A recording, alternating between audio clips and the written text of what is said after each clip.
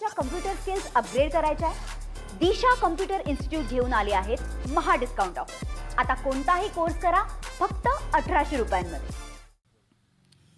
माझ्यासोबत राष्ट्रवादी अजित पवार गटाचे आमदार सुनील अण्णा शेळके आहेत। अण्णा, शरद पवारांचं मोठं वक्तव्य समोर येत आहेत की शाहू फुले आंबेडकर विचारांचे लोक असतील तर सोबत घेऊ, मात्र संधी साधू लोकांना सोबत घेणार नाही। जे भाजपसोबत गेलेले आहेत त्यांच्यासोबत आपण जायचं नाही, अशा प्रकारचा वक्तव्य शरद पवारांनी केले। जे दोन्ही गट तुमचे एकत्र येतील अशी एक चर्चा सुरू होती, त्याच्यावर आज शरद पवारांनी वक्तव्य केले। आदरणीय पवार साहेबांनी काय वक्तव्य केलं मी पाहिलेलं नाहीये। शेवटी पवार साहेब ज्येष्ठ नेते आहेत, तो त्यांचा सर्वस्वी अधिकार आहे। परंतु दादांनी ज्या वेळेला भूमिका घेतली महायुतीसोबत जाण्याची, ती एकट्याची भूमिका नव्हती, ती सर्वांच्याच विचारानं तो निर्णय त्यावेळेला झालेला होता। आणि आम्ही शाहू फुले आंबेडकरांचे विचार घेऊनच त्या विचारधारेला घेऊन पुढे जाण्याचा दादांचा निर्णय हा कायमचा आहे। आपण प्रत्येक वेळेला दादांचं वक्तव्य किंवा भाषणातून देखील ऐकता की आम्ही छत्रपती शिवाजी महाराज शाहू फुले आंबेडकरांचे विचार घेऊनच या महाराष्ट्रामध्ये पुढे चाललेलो आहोत। मात्र जे संधी साधू आहेत भाजपसोबत जे गेले त्यांना सोबत घ्यायचं नाही किंवा त्यांच्यासोबत जायचं नाही असं वक्तव्य केलंय। दोन्ही गट एकत्र येतील अशी चर्चा सुरू होती, त्याच्यावर हे शरद पवारांचं मोठं वक्तव्य आहे। मी तुम्हाला सांगितलं की आदरणीय साहेबांनी काय वक्तव्य केलं तो त्यांचा सर्वस्वी अधिकार आहे। साहेबांच्या वक्तव्यावरती मी उत्तर द्यावं असं मला तरी आता योग्य वाटत नाही। परंतु आम्ही ज्या विचारधारेला घेऊन चाललेलो आहे ते आदरणीय अजितदादांच्या नेतृत्वामध्ये 2 निवडणुका आम्ही ज्या महाराष्ट्राच्या समोर लढलो त्यामध्ये आम्हाला महाराष्ट्राच्या जनतेने घवघवीत यश दिलं। याचा अर्थ आम्ही ज्या विचारधारेने चाललो आहेत, ज्यांच्यासोबत चाललो आहे ते महाराष्ट्राच्या जनतेला देखील ते मान्य आहे। जो कुंडमाळा येथील पूल कोसळला त्याच्यानंतर संजय राऊतांनी टीका केली होती तुमच्यावर। काल तुम्ही संजय राऊतांवर टीका केली की मावळच्या जनतेला पैशात मोजू नका, मात्र आज संजय राऊतांनी पुन्हा एकदा तुमच्यावर टीका केली की तुम्ही नेमके आहेत कोण? मी कोण आहे त्यांना मावळात आल्यावरती माहिती घ्या। मी एक तुम्हाला सांगतो, मी आदरणीय उद्धव साहेबांचा एक आदर करणारा कार्यकर्ता आहे। मावळ तालुक्यामध्ये पैशावरती राजकारण चालत नाही, विकास कामांच्या जोरावरती राजकारण चालतं। 2019ला या जनतेने मला 94,000 निवडून दिलं, त्या जनतेने मला 2024ला 1,10,000 मताधिक्यानं निवडून दिलं, ते विकास कामांच्या जोरावरती।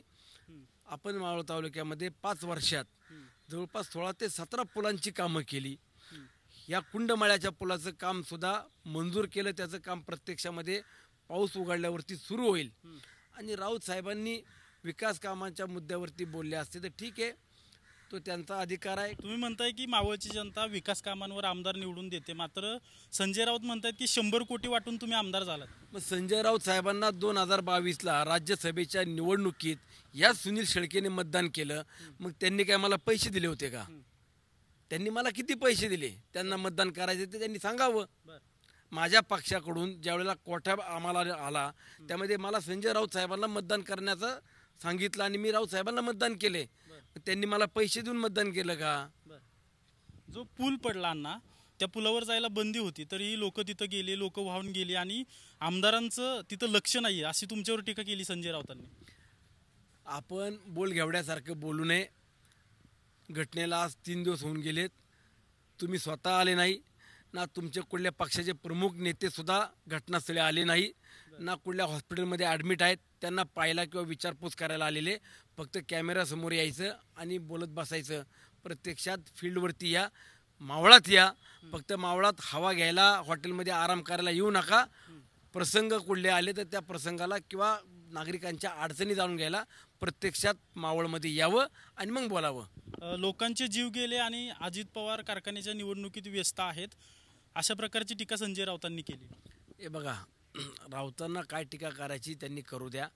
महाराष्ट्राला माहिती आहे दादा किती तास काम करतात, फील्डवरती जाऊन, गावगाड्यात जाऊन किंवा मंत्रालयात बसून सुद्धा किती कामं करतात, काय काय निर्णय घेत आहेत हे राऊत साहेबांना देखील माहिती आहे। मागच्या 2 वर्षापूर्वी राऊत साहेब दादांचं गुणगान गात होते, ते आता दादांवरती बोलू लागलेत। प्रत्यक्षामध्ये काम करणारा नेता हा आदरणीय अजितदादा आहे। आत्ताही कॅबिनेट संपून गाडीत डबा घेतलाय, डबा खात या ठिकाणी येत आहेत। म्हणजे प्रत्येक मिनिटाला ती व्यक्ती महत्त्व देते याची जाणीव त्यांनी सुद्धा ठेवली पाहिजे। बिल्डरांना अजित पवारांकडून मदत केली जाते, मात्र गोरगरीब लोकांना पूल मिळत नाही आणि पूल कोसळून गोरगरीब लोकांचा जीव जातोय, अशा प्रकारची टीका संजय राऊतांनी केली. मी तुम्हाला सांगितलं, मी परवाही सांगितलं, कालही सांगितलं, आजही तुम्हाला परत ते सांगतो की तो पूल हा स्थानिक शेतकऱ्यांकरता पायी मार्ग म्हणून त्या उभा केलेला पूल होता. जो जाय शेतकरी फक्त करत होत्या ठिकाणावरनं त्यावरती टू व्हीलर गेल्या, शेकडो पर्यटक त्या पुलावरती आलेत, आपण सुद्धा फोटो पाहिलेत. आणि पर्यटकांना तिथं जाण्याकरता बंदी घातली होती. दोन्ही बाजूला बोर्ड लावले असताना सुद्धा पर्यटक जर ऐकत नसतील किंवा तिथं जर मोठ्या प्रमाणात पर्यटक येत असतील तर त्यावरती नागरिक म्हणून आपली सुद्धा जबाबदारी आहे. आपण ज्या ठिकाणी निर्बंध घातले ते आपण पाळले पाहिजे. मग अशा ठिकाणी तुम्ही आम्ही काय करू शकतो की जो पूल नादुरुस्त आहे किंवा ज्याच्यावरती जाऊ नये असं 2 वर्षापासून बोर्ड लावलेत, तिथं मोठ्या प्रमाणात जर पर्यटक जात आहेत आणि टू व्हीलरही जात आहेत, आपणही समजून घेतलं पाहिजे की त्या अशा ठिकाणी किंवा अशा परिस्थितीत आपण किती राजकारण करायचं. मला असं वाटतं की आपण या गोष्टीकडे गांभीर्याने घेतलं पाहिजे. ठीक आहे, त्यांनी जर काही तक्रारी केल्या असतील किंवा त्यांची काही मागणी असेल तर त्याचा आम्ही विचार करू, परंतु काम करणं किंवा प्रत्यक्षात तिथली परिस्थिती न बघता काही बोलत राहणं याला महत्त्व द्यावं असं मला वाटत नाही. अण्णा, पुन्हा तोच प्रश्न विचारतो. राष्ट्रवादीचे दोन्ही गट किंवा दोन्ही राष्ट्रवादी स्थानिक स्वराज्य संस्थांच्या निवडणुकांमध्ये एकत्र येतील अशी एक शक्यता वाटत होती, मात्र आज शरद पवारांनी त्याला पूर्ण विराम लावला आणि तुमचा उल्लेख जो आहे तो संधी साधू असा केलाय. मी सांगतो, साहेबांनी काय बोलावं हा साहेबांचा सर्वस्वी अधिकार आहे, तो त्यांचा निर्णय असेल. परंतु आमचे नेते आदरणीय अजितदादा आहेत. दादांनी जो काही निर्णय घेतला, दादा ज्या दगडाला शेंदूर लाव म्हणते आम्ही त्या दगडाला शेंदूर लावणारे कार्यकर्ते आज तरी आहोत. कारण दादांनी आमचं व्यक्तिगत नाही तर आमच्या तालुक्याचा विकास केला, या जिल्ह्याचा विकास केला आहे आणि त्या विकास कामांच्या मागं ही जनता खंबीरपणाने उभी आहे. आम्ही कार्यकर्ते होऊन दादांच्या मागं तेवढे ठामपणे उभे राहणार. म्हणजे भविष्यात तुमची एकत्र येण्याच्या चर्चेला आता पूर्ण विराम लागलेला आहे, तुमचं दोन्ही गट एकत्र येणार नाहीत आता?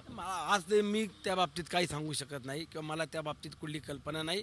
मी पुन्हा सांगतो, जो दादा निर्णय घेतील त्या निर्णयाला आम्ही सर्वजण सहमती देणारे कार्यकर्ते आहोत. नक्कीच आपण पाहतोय की आमदार सुनील शेळके यांच्याकडून सांगण्यात येतं की अजित पवार जो निर्णय घेतील तो निर्णय आम्हाला मान्य असेल आणि आम्ही सगळे आमदार त्याला सहमती देऊ, अशा प्रकारचं वक्तव्य सुनील शेळके यांच्याकडून करण्यात येत आहे.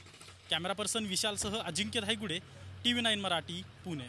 तुमच्या कम्प्युटर स्किल्स अपग्रेड करायच्या आहे? दिशा कम्प्युटर इन्स्टिट्यूट घेऊन आले आहेत महा डिस्काउंट ऑफर. आता कोणताही कोर्स करा फक्त 1800 रुपयांमध्ये.